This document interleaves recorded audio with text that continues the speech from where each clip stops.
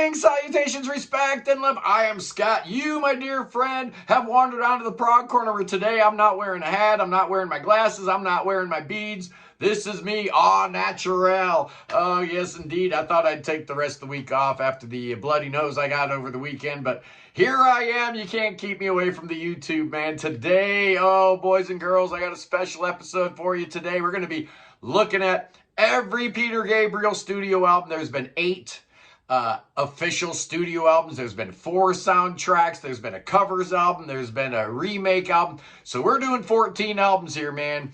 We're talking about Peter Brian Gabriel, born February 13th, 1950. We all know he was part of Genesis. He formed Genesis with Anthony Phillips and Michael Rutherford and Tony Banks. You know the story. He left the band in 75, put his first solo album out in 77, and off he went to the races, man. Dude has won 6 Grammy Awards, 3 Brit Awards, 13 MTV Music Awards. Genesis was inducted into the Hall of Fame in 2010. He was inducted as a solo artist in 2014. And in 2008, Time magazine called Peter Gabriel one of the 100 most influential people alive. That's pretty cool. Not a whole lot of prog rockers can say that, man. But I'm doing 14 here today.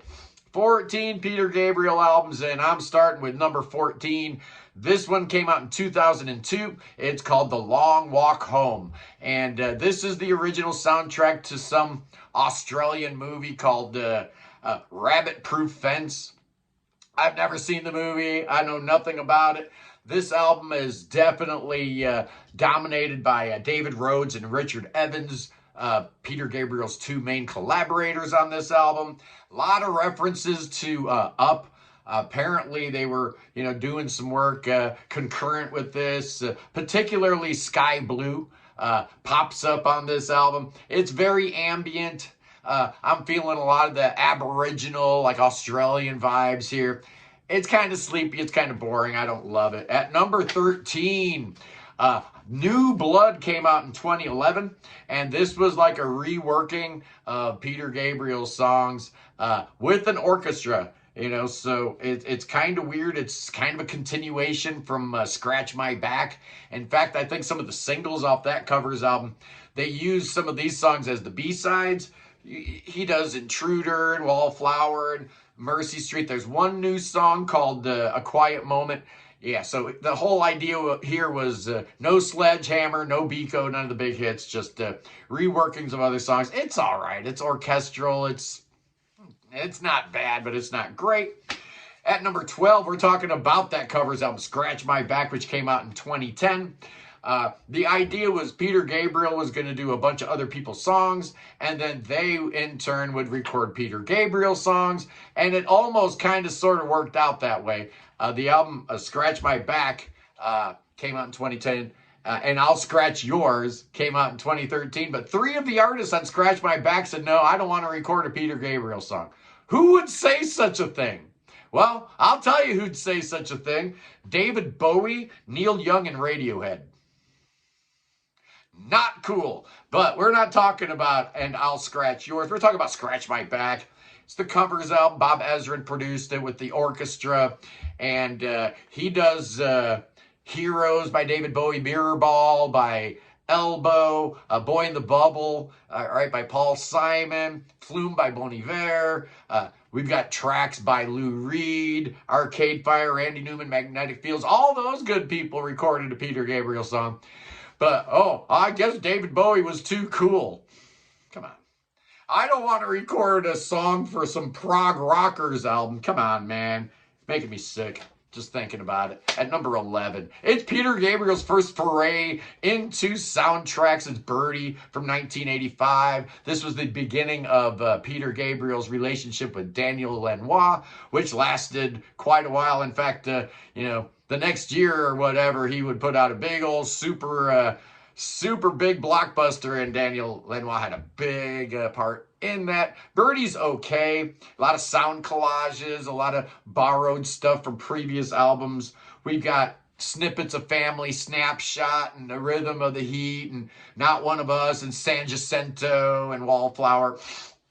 So it's, it's all right, but, I expect better from Peter Gabriel, Larry Fast, Tony Levin, David Rhodes, and Jerry Marotta. But here we go. Hey, we're in the top 10 now. The 10 best Gabriel albums. And I like all 10 of these. At number 10, I'm going with something called OVO. This came out in 2000. And for years I thought it was OVO, but apparently it's OVO. I guess the two main characters have a kid, and his eyes and his nose look like OVO, whatever. It's silly. But this whole thing was commissioned by the Millennium Dome show, I guess, to honor London's 300th birthday or whatever, and the Queen was there, and they did 999 performances over the course of a year there on the Greenwich Peninsula, and Peter Gabriel's music was a big part of that whole thing.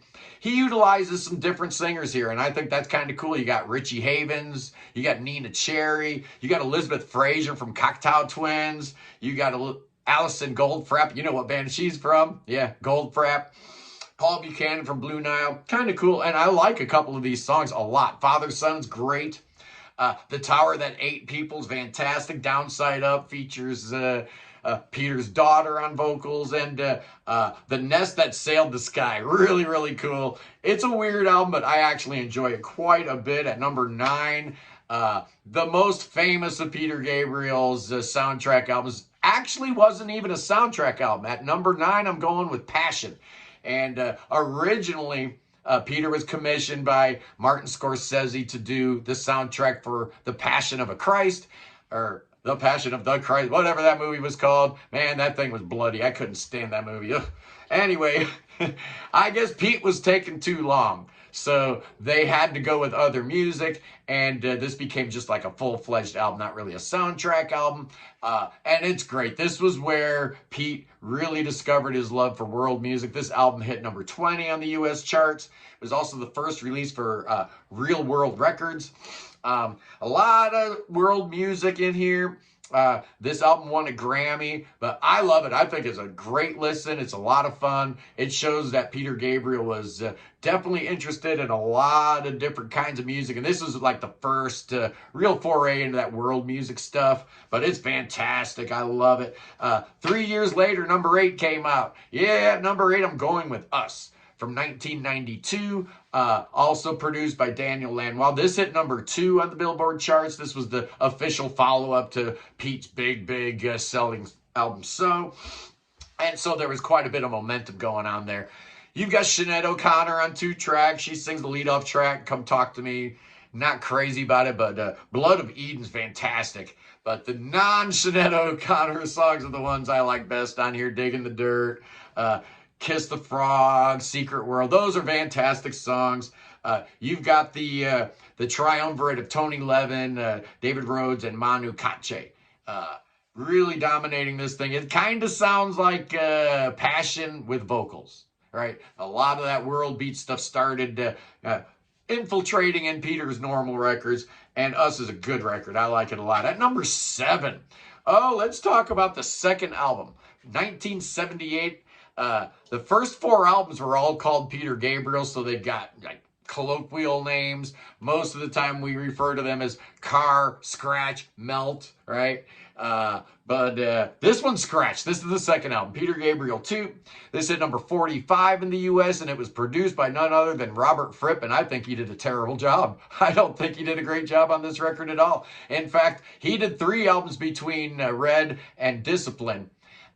Producing. He produced this album for Peter Gabriel. He produced Sacred Songs by Daryl Hall, and then he produced Exposure, a solo album for him. And they all kind of sound the same, and they're real dry, very strange production. Apparently, Robert Fripp and Peter Gabriel spent most of their time arguing about, how that keyboard should sound, right? Oh, that keyboard sounds wrong, so they'd sit there and argue about it for hours.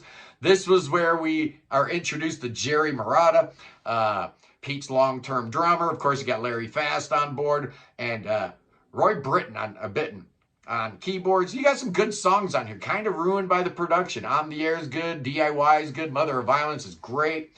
Exposure ended up on Robert Fripp's album too, Flotsam and Jetsam. Good album, really let down by the production, I think. I really think that. So much so that at number 6, I've got the new one ahead of it, man. It's I.O. from 2023. Pete's longest album, this sucker's like 68 minutes. And if you combine the dark side and the bright side mix, you know, you've got like 2 hours and 15 minutes worth of music to get through. There's 12 tracks on here. And as you recall, in 2023, every full moon, Pete would drop a new track. There's 12 songs. There's 12 months in the year. So we got to hear the whole album, you know, kind of leading up to its release, which was an interesting way to do it. I actually liked it. I thought it was great. You've got the venerable trio of Rhodes, Levin, and Kache here with Brian Eno all over the place. He even co-writes a song on this album. Panopticon's amazing. Road to Joy, I love it. The Court, Olive Tree. This was a solid comeback album from one of the greatest artists of all time. I love it. I think it's amazing. Welcome back, Peter Gabriel, to the land of pre-recorded music, right? Yeah, let's put some studio albums out, dude. Anyway, at number 5, well, this top 5 is so good that at number 5, I've got the debut album from 1977, an album I absolutely adore. It's Bob Ezrin, right? He'd been doing all these normal rock and roll bands, so him and Peter Gabriel in the studio doesn't seem like it would make sense on paper, but oh man, I don't care what anybody says. I think Bob did an amazing job on this album. Some people talk about like, oh, Here Comes the Flood is overproduced, or, you know, Excuse Me didn't belong on the album. Poppycock, I love the debut album. When I first got it, man, I was a little confused, though, I must admit, because I was a raging Genesis fan. And then the 3 hadn't come out yet, right? So this was like our first taste of Genesis type music post Gabriel's departure, and it did not let me down, man. There's nothing really all that proggy going on here. Just great songwriting, man. I just love it. What a phenomenal album at number 4. Number 4. I'm going with 2002's Up. This album's amazing, man. It hit number 9 in the U.S. 10 years after Us. It's way better than Us.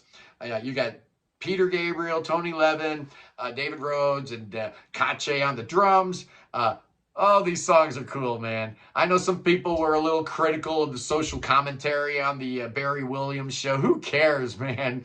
I was a Brady Bunch fan, so I love the Barry Williams title. That's cool. More Than This, not to be confused with who? Yeah, Roxy Music. Talk about being confused. Up. Didn't REM put an album called Up out also? Apparently they did, and I guess Peter Gabriel called the boys in REM and asked them for their permission. Growing Up's a cool song. To me, the highlight's the opening track, Darkness, man. I think this album is fantastic. I love it. Some days it's my favorite Peter Gabriel album, but you know, it's not, because it's not his best album. At number 3, let's talk about the big, ginormous, blockbuster, super mega hit, So. Came out in 1986. Yeah, it's hit number 2 in the U.S. It's been certified platinum 5 times. It was nominated for a Grammy for Best Album. Lost to Graceland, right? Lost to Graceland. That's kind of weird. Sledgehammer hit number 1 on the Billboard charts. Big Time hit number 8. In Your Eyes at number 26. Don't Give Up at number 72. Red Rain was released. I don't know if that charted or not, but every song on this album is amazing, man. Every single track is fantastic. And, you know, you get commercial Pete. I mean, if it weren't for this album, no one would be talking about Peter Gabriel. Nobody, except prog heads, right? No one in the normal music world would care about Peter Gabriel. He wouldn't have been nominated in the Rock and Roll Hall of Fame. No one would know who he was, basically. So definitely changed the trajectory of his career, saved his career, made him a big old superstar, and all this, that, and the other thing. And for a commercial record, it's dynamite. And you get Kate Bush, too. What else do you want at number 2? You know, my top 2 is almost interchangeable, man. This was my number 1 until about 5 minutes ago when I made the big old switcheroony. At number 2, I'm going with Pete's 4th album, Security, from 1982. Man, I love this album. He introduces the Fairlight, and it just dominates the entire soundscape. But to me, this is where Pete's writing his best material, man. I just love this record so much. The way it opens up with the Rhythm of the Heat and San Jacinto. Then you got the Family and the Fishing Net. And then you got like the hits like Shock the Monkey and I Have the Touch. It's got a little bit of everything for everybody. This album hit number 28 in the U.S., and Pete put out a German language version of it, which is really cool. He did that with this album. He also did it with the #1 album, his #1 album, my favorite album. Oh yeah, #1, absolutely. Well, I don't know. Like I said 5 minutes ago, I had Security at #1. But at #1, I got Melt. I got the third album from 1980. This album changed everything, man. Steve Lillywhite's production with Hugh Padgham in the booth. Getting that gated drum going. The mythology of Peter Gabriel inviting Phil Collins into the studio, and Phil sitting down at the drum set and looking around like, where are all the cymbals, man? They took all the cymbals away from him. This album hit number 22 on the Billboard charts, and it will always have a special place in my heart because Dave Gregory from XTC and Big Big Train shows up on here. You got David Rhodes, Larry Fast, Kate Bush sings backup on a couple songs here. Jerry Marotta, Tony Levins, of course, Phil Collins. This is the one right here. If you only have the money to buy one Gabriel album, this is the one to get, because you got songs like Biko, Games Without Frontiers, No Self-Control, I Don't Remember, on and on it goes. I absolutely adore this record. I absolutely adore Peter Gabriel, man. You clowns know he's my favorite singer of all time. Maybe one day he'll come back to the prog, but if not, we'll just have to put up with these really, really good art rock albums that Pete's been putting up. Anyway, boys and girls, I love you guys, and I will see you Sunday. Oh, we got a good one coming, because you know what's happening Friday, right? Friday is America's 249th birthday, so this Sunday at 11 a.m. Eastern, we're going to be talking about our favorite American album, so join us then. It's going to be awesome. I love you guys. Peace in the Middle East, free Tibet, free Ukraine, free your mind, free beer, free everything, everybody, everywhere around the world. Oh, man, you know what's happening. You know what's coming up next. Yeah, God save that king. Oh, save King Chucky. I'm going to do a hair flip here. Save King Chucky. Oh, you got to save that boy. Save that king. That king could use your saving. Oh, no, he got the cancer. Bring him to Ohio. Oh, bring that boy to Ohio. I got a little something for him. I got thoughts. I got prayers. I got spells. I got incantations. I got my prayer circles all lined up. We're doing prayers. Oh, that king, I hope that cancer don't come back. Anyway, boys and girls, it's time for Billy Bob to do his thing. Hey, Billy Bob! Time to bust out them rattlesnakes, boy. Oh, here we go. I got them. I got them snakes. Oh, we're dancing to the rattlesnakes. Oh, baby, you can dance to prog after all. Just ask these two guys. They think you can. Anyway, I love you. I'll see you Sunday. Peace.